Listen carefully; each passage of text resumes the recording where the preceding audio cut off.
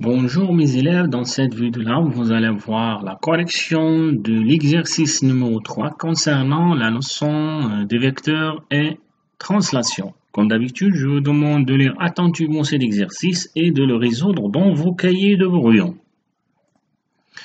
Donc voilà la correction pour la première question. On a un tableau, donc on va essayer de le remplir à partir de cette figure-là. Comme vous voyez ici, on a deux parallélogrammes, ABCD et DCEF. Et dans chaque ligne, on a une translation. On va déterminer l'image d'un point par cette translation. Je prends la première translation qui transforme A en D. Donc, ça signifie que le vecteur de cette translation, c'est le vecteur AD. Donc, quelle est l'image du point B? Donc, il suffit de chercher une égalité entre le vecteur de la translation, c'est-à-dire le vecteur AD, et un vecteur d'origine B. Donc, si vous revenons à la figure, donc le vecteur AD égale le vecteur BC. Le vecteur AD égale le vecteur BC parce que ça c'est un parallélogramme. Et par la suite, regardez le vecteur, plutôt le point. Le point, c'est noté par la couleur verte et l'image du point B notée par la couleur noire par cette translation, c'est-à-dire la translation de vecteur AD. Je vais faire la même chose avec la deuxième translation. Ici, comme je vous ai dit dans la leçon, vous pouvez définir la translation soit par cette phrase ou bien cette phrase. Donc, la translation de vecteur CE, c'est-à-dire la translation qui transforme C en E. Quelle est l'image de D par cette translation? Il suffit de trouver une égalité entre le vecteur CE et un vecteur d'origine D. Revenons également à la figure. Donc, le vecteur CE égale le vecteur DF. Regardez, le vecteur CE égale le vecteur DF. Pourquoi? Ça, c'est un parallélogramme. Et par la suite, regardez le point F. On dit le point F, c'est l'image du point D par la translation qui transforme C en E.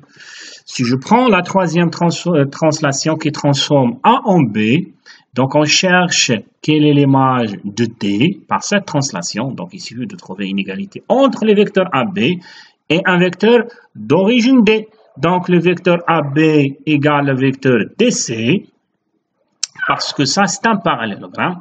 Et par la suite, le vecteur C est l'image, plutôt le point C et l'image du point D par la translation qui transforme A en B.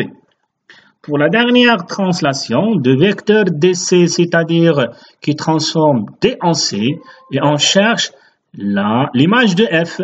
Donc, le vecteur DC égale le vecteur FE, parce que ça c'est un parallélogramme, et par la suite, le point E est l'image du point F par la translation qui transforme D en C. Ça, c'est pour la première question. Pour la deuxième question, on va montrer cette égalité.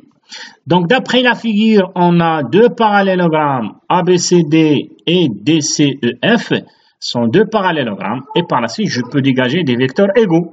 Donc, je peux dégager cette égalité, c'est-à-dire le vecteur AB égale le vecteur DC.